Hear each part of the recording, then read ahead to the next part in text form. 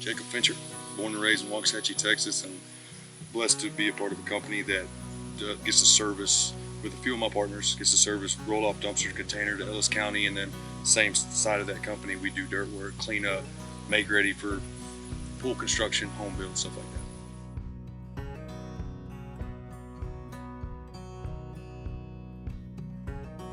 I'm kind of a loner, stay to myself, and getting out of that place and being with a lot of like-minded men at one time, it's a big deal. You know, you got guys in all different kind of levels of their journey, if they've even started or they're wherever they're at. Just being around that and feeling that comfort level with a bunch of guys is a big deal.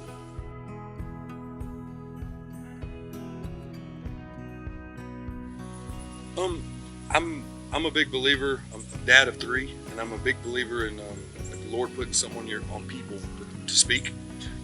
For instance, my kids kind of make fun of me because I'll randomly talk about stuff and just whatever. Hey, we need to talk about this. We had never talked about this situation. As they grow, you know, the stages of teaching them things, and I believe that's the Lord putting it on my heart. And I think it's the same way. There's a couple of people I talk to that I think the Lord put some on their heart to tell me, if that makes sense. A couple of them, guidance, kind of pushing me to make some decisions they already kind of knew I was trying to make, and then a couple of them calling me out a little bit, letting me know like, hey, this is how you feel. You need to, you know. And I feel like that's the Lord speaking through someone to me, and some stuff I really needed to hear at the time. And I think that would be the best answer to that question.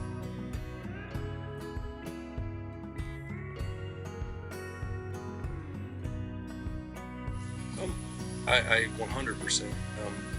I've always been a believer, grew up that way.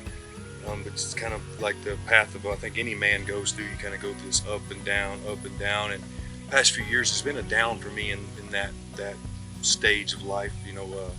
And coming here, being around a lot of like-minded men, kind of getting out of my shell and being in that iron sharpens iron place. I think I came in with a really open mind, and I made myself have that open mind, and leaving and taking as much as I could with me brought me kind of closer in that relationship. They gave us a little cross last time, a wooden cross. It's a lot darker colored now than it was when we got it, and I've rubbed it almost the letters off the front of it, but it's been everywhere since the day we left. Like, since the day I left, it floated out of my pocket on vacation in Mexico when we found it. So it's put it in my son's, like I said, in his tuxedo of his first dance this year, junior high, and it's in my pocket every day. It's kind of maybe corny, but I feel like some people need sometimes it's an object to it's a constant reminder, and whether I stick my hand in my pocket, my phone, my wallet, whatever frustrating day, it's there. I struggle with some things, and as soon as those things hit me, for some reason later my hand goes in my pocket for something, boom, like, dude, chill, like, get back on the road, you know. And it's been huge.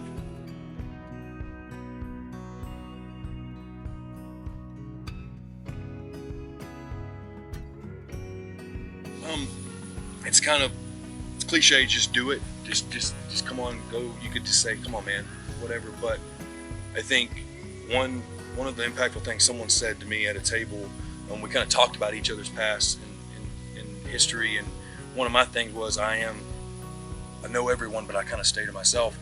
And a guy mentioned to me, well, you can't blame others for you not being sharpened if you're not putting yourself in the position to be sharpened. And I'll never forget that.